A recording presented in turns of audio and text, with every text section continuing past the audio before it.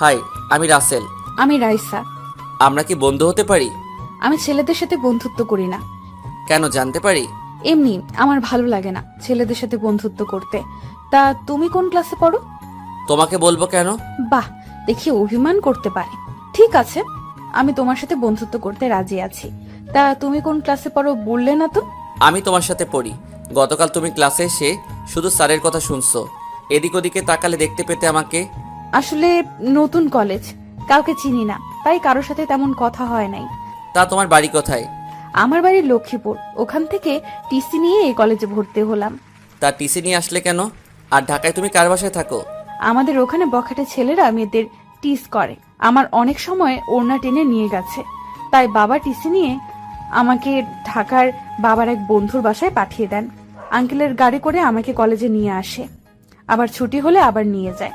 ও আচ্ছা। তা তোমার বাসা কোথায়? তোমার পরিবারে কে কে আছে? আমার বাসা ঢাকায়। আমার পরিবারে আমি, মা আর আব্বু। তা তোমার বাবা কি করে? আমার বাবা একটা অফিসে চাকরি করে। ও আচ্ছা, তাহলে চলো, ক্লাসের সময় হয়ে গেছে। চলো। রাইসা আর আমি ক্লাসে ঢুকতেই রাফি, রিয়া, জয় আমার দিকে তাকিয়ে আছে। রাইসা গিয়ে একটা সিটে বসলো, আমি রাফির সাথে বসলাম। তখন রাফি বলল, মামা কেমনে কি? তারপর আমি সবকিছু খুলে বললাম।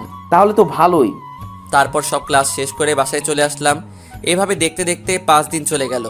এখন আমি রাইসার সাথে অনেকটা ফ্রি হয়ে গেছি। আমার বন্ধুদের সাথে পরিচয় করিয়ে দিছি। মাঝে মাঝে ক্লাসে রাইসা আমার দিকে তাকিয়ে থাকে। তার মানে কি রাইসা আমাকে ভালোবাসে? মনে হয় তাই, কারণ আমি কোনো মেয়ের সাথে কথা বলতে দেখলে আমাকে সেখানে টেনে নিয়ে আসে। দেখে আরও কয়েকদিন, তারপর না হয় প্রপোজ করে দিব। তো যাই হোক, সকালে কলেজে চলে গেলাম। গিয়ে বন্ধুদের সাথে আড্ডা দিতে লাগলাম। কিছুক্ষণ পর রাইসা চলে আসলো। তাকে দেখে চোখ ফিরাতে পারছি না। আজকে অনেক সুন্দর লাগছে রাইসাকে। তাকে যত দেখি ততই মুগ্ধ হয়ে যাই। ওই অমন করে কি দেখো? তোমাকে কেন, আগে দেখো নাই? দেখছি, কিন্তু আজকে আরো বেশি সুন্দর লাগছে। বেশি তাকিও না, প্রেমে পড়ে যাবে। আমি তো প্রথম দেখাতেই তোমার প্রেমে পড়ে গেলাম। ওই বিড়বিড় করে কি বলো? কিছু না, চলো, ক্লাসের সময় হয়ে গেছে। চলো। আমি আর রাইসা ক্লাসে চলে আসলাম। রাইসা আর আমাকে দেখে বন্ধুরা ক্লাসে চলে এলো। তো যাই হোক, সবাই স্যারের ক্লাস শেষ করে বাইরে এসে রাইসা এবং বন্ধুদের সাথে বিদায় নিয়ে বাসায় চলে আসলাম। দেখতে দেখতে আরও 4 দিন চলে গেল। আমি জানি রাইসা আমাকে ভালোবাসে, কারণ রাইসা আমাকে এখন সবসময় তার চোখে চোখে রাখে। তাই ভাবলাম কালকে কলেজে গিয়ে তাকে প্রপোজ করব। রাতের খাবার খেয়ে এসে শুয়ে পড়লাম। সকালে ঘুম থেকে উঠে ফ্রেশ হয়ে নাস্তা করে কলেজে চলে গেলাম। গিয়ে রাইসার জন্য অপেক্ষা করতে লাগলাম। 10 মিনিট পর রাইসা কলেজে আসলো। এসে ডাইরেক্ট আমার সামনে চলে আসলো।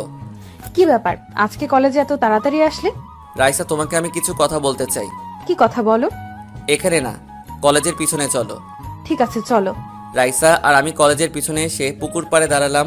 এবার বলো কি কথা। আমি রাইসার সামনে হাঁটু গেড়ে বসে একটা গোলাপ ফুল দিয়ে বলতে লাগলাম, তোমাকে আমি ক্লাসে প্রথম যেদিন দেখেছি সেদিন থেকে তোমার জন্য আমার মনে জায়গা করে নিয়েছি। তুমি কি হবে আমার সাথে রাত জেগে চাঁদ দেখার সাথী? দিবে কি তোমার মনে একটু জায়গা? আমি তোমাকে ভালোবাসি Raisa. I love you Raisa. মাথা নিচু করে রইলাম। তারপর রাইসা যেটা করলো আমি তো কল্পনাও করতে পারিনি। আমার কথা শেষ হতেই রাইসা আমাকে জড়িয়ে ধরলো। তারপর বলতে লাগলো, আমিও তোমাকে ভালোবাসি। আরে পাগল, তোমাকে প্রথম যেদিন কলেজে দেখি সেদিন থেকে তোমাকে আমার ভালো লাগে। আমি মনে করেছি তোমার সাথে আগে বন্ধুত্ব করব, তারপর আমার মনের কথা বলবো, কিন্তু তার আগেই তুমি আমার কাছে বন্ধুত্বের হাত বাড়িয়ে দিলে। তুমি কি আমার চোখের ভাষা বোঝো না? এই মন তোমাকে অনেক আগেই দিয়ে দিয়েছি। তাহলে তুমি আমাকে বললে না কেন? ভয়, যদি তুমি বন্ধুত্ব নষ্ট হয়ে যায়। তোমাকে কেন কোনো মেয়ের সাথে কথা বলতে দিই না, যদি আবার তোমাকে হারিয়ে ফেলি। এই মনটা শুধু তোমার জন্য। এই মনে অন্য কেউ আসতে পারবে না। আজ থেকে কোনো মেয়ের সাথে কথা